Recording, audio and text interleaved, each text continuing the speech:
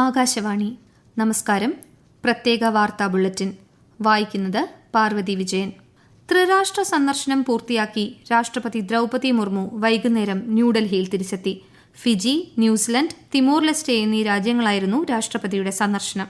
Indian പ്രവാസികളുമായുള്ള പ്രത്യേക ഇടപെടൽ സന്ദർശനത്തിൽ ശ്രദ്ധേയമായി. പ്രകൃതിദത്ത കൃഷി രീതിക്ക് പ്രാധാന്യം നൽകണമെന്ന് രാജ്യത്തെ കർഷകരോട് പ്രധാനമന്ത്രി നരേന്ദ്രമോദി. അത്യുൽപാദന ശേഷിയുള്ളതും കാലാവസ്ഥാ മാറ്റത്തെ അതിജീവിക്കുന്നതുമായ 109 കാർഷിക വിളയിനങ്ങൾ പ്രധാനമന്ത്രി നരേന്ദ്രമോദി ന്യൂഡൽഹിയിൽ പുറത്തിറക്കി. രാജ്യത്തെ കർഷകരെ ശക്തിപ്പെടുത്താൻ കേന്ദ്ര സർക്കാർ പ്രതിജ്ഞാബദ്ധമാണെന്നും പ്രധാനമന്ത്രി പറഞ്ഞു. ഇന്ത്യയും മാൽദീവ്സും തമ്മിലുള്ള സഹകരണം പാരമ്പര്യ വിഷയങ്ങൾക്കപ്പുറം വിവിധ തലങ്ങളിലേക്ക് വ്യാപിച്ചതായി വിദേശകാര്യമന്ത്രി എസ് ജയശങ്കർ. ഇരു രാജ്യങ്ങളിലെയും ജനങ്ങളുടെ മെച്ചപ്പെട്ട ജീവിതത്തിനായി സഹകരണം ശക്തിപ്പെടുത്തണമെന്നും അദ്ദേഹം പറഞ്ഞു. രാജ്യമെമ്പാടുമുള്ള സ്ത്രീകളുടെയും കുട്ടികളുടെയും ക്ഷേമത്തിനായി കേന്ദ്രവും സംസ്ഥാനങ്ങളും സഹകരിച്ച് പ്രവർത്തിക്കണമെന്ന് കേന്ദ്രമന്ത്രി അന്നപൂർണ ദേവി. സംസ്ഥാനങ്ങളിലെ വനിതാ ശിശു വികസന മന്ത്രിമാർ, കേന്ദ്രഭരണ പ്രദേശങ്ങളിലെ അഡ്മിനിസ്ട്രേറ്റർമാർ എന്നിവരുമായി നടത്തിയ ഓൺലൈൻ യോഗത്തിലാണ് മന്ത്രി ഇക്കാര്യം പറഞ്ഞത്. ഉരുൾപൊട്ടൽ കനത്ത നാശം വിതച്ച കോഴിക്കോട് ജില്ലയിലെ വിലങ്ങാടിനായി സമഗ്രമായ പുനരധിവാസം ആസൂത്രണം ചെയ്യുമെന്ന് മന്ത്രി PA മുഹമ്മദ് റിയാസ്. ഉരുൾപൊട്ടലിലെ കൃത്യമായ നാശനഷ്ടം, വാസയോഗ്യമല്ലാത്ത വീടുകൾ തുടങ്ങിയവ സംബന്ധിച്ച കണക്ക് ഈ മാസം 17 മുൻപ് നൽകാൻ ജില്ലാ കളക്ടർക്ക് നിർദ്ദേശം നൽകിയതായും മന്ത്രി അറിയിച്ചു. ഉരുൾപൊട്ടൽ ദുരന്തത്തെക്കുറിച്ച് സമഗ്രമായി പഠിക്കാൻ 4-അംഗ സംഘം നാളെ വിലങ്ങാടെത്തുമെന്ന് ജില്ലാ കളക്ടർ സ്നേഹിൽ കുമാർ സിംഗ് അറിയിച്ചു. പ്രദേശത്ത് ഡ്രോൺ പരിശോധന തുടങ്ങി.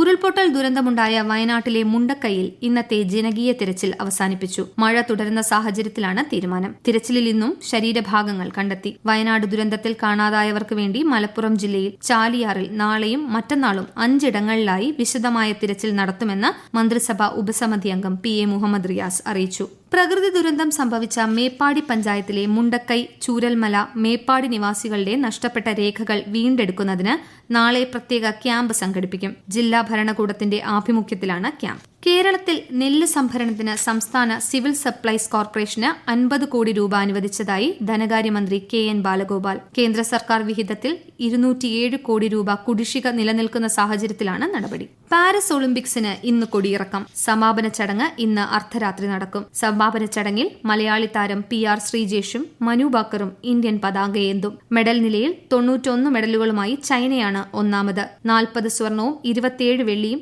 24 വെങ്കലവുമാണ് ചൈന നേടിയത്. 38 സ്വർണം നേടിയ അമേരിക്ക രണ്ടാമതും 20 സ്വർണം നേടിയ ജപ്പാൻ മൂന്നാമതുമാണ്. ഇന്ത്യ മെഡൽ പട്ടികയിൽ 71-ാം സ്ഥാനത്താണ്. 1 വെള്ളിയും 5 വെങ്കലവുമാണ് ഇന്ത്യയുടെ നേട്ടം. കേരളത്തിലെ വിവിധ ജില്ലകളിൽ അടുത്ത 5 ദിവസം ശക്തമായ മഴ തുടരുമെന്ന് കേന്ദ്ര കാലാവസ്ഥാ വകുപ്പ്. ഇന്ന് പാലക്കാട്, മലപ്പുറം ജില്ലകളിൽ തീവ്ര മഴയ്ക്ക് സാധ്യതയെന്ന മുന്നറിയിപ്പുണ്ട്. നാളെ 8 ജില്ലകളിൽ മഞ്ഞ ജാഗ്രതാ നിർദ്ദേശവും നൽകി. അതേസമയം കേരള, ലക്ഷദ്വീപ് തീരങ്ങളിൽ വ്യാഴാഴ്ച വരെ മത്സ്യബന്ധനത്തിന് വിലക്കേർപ്പെടുത്തി. മലപ്പുറം ജില്ലയിലെ മലയോര മേഖലയായ കരുവാരക്കുണ്ടിൽ കനത്ത മഴയ്ക്ക് പിന്നാലെ ഇന്ന് മലവെള്ളപ്പാച്ചിലുണ്ടായി. ഉലിപ്പുഴയിലും കല്ലൻപുഴയിലും സമീപത്തെ തോടുകളിലുമാണ് വലിയ കുത്തൊഴുക്കുണ്ടായത്. പ്രദേശത്ത് ശക്തമായ മഴയാണ് ലഭിക്കുന്നത്. നിറപുത്തരി പൂജയ്ക്കായി ശബരിമല ക്ഷേത്ര നട തുറന്നു. നാളെ പുലർച്ചെ 5:45-നും 6:30-നും ഇടയിലാണ് നിറപുത്തരി പൂജകൾ നടക്കുക.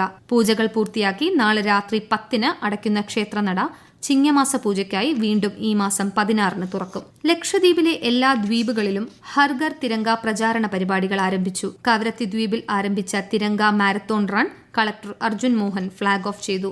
വഖഫ് നിയമ ഭേദഗതി ബിൽ സംബന്ധിച്ച വിശദ ചർച്ചയ്ക്കായി സംസ്ഥാന വഖഫ് ബോർഡിന്റെ യോഗം നാളെ കോഴിക്കോട് ഡിവിഷണൽ ഓഫീസിൽ ചേരും. വഖഫ് ബോർഡ് ചെയർമാൻ MK സക്കീർ ഉൾപ്പെടെയുള്ളവർ യോഗത്തിൽ സംബന്ധിക്കും. 2024-ലെ നീറ്റ് PG പരീക്ഷ ഇന്ന് 170 നഗരങ്ങളിൽ നടന്നു. കർശനമായ സുരക്ഷാ ക്രമീകരണങ്ങളോടെയാണ് പരീക്ഷ സംഘടിപ്പിച്ചത്. 2,28,540 വിദ്യാർത്ഥികൾക്കാണ് അഡ്മിറ്റ് കാർഡുകൾ നൽകിയത്.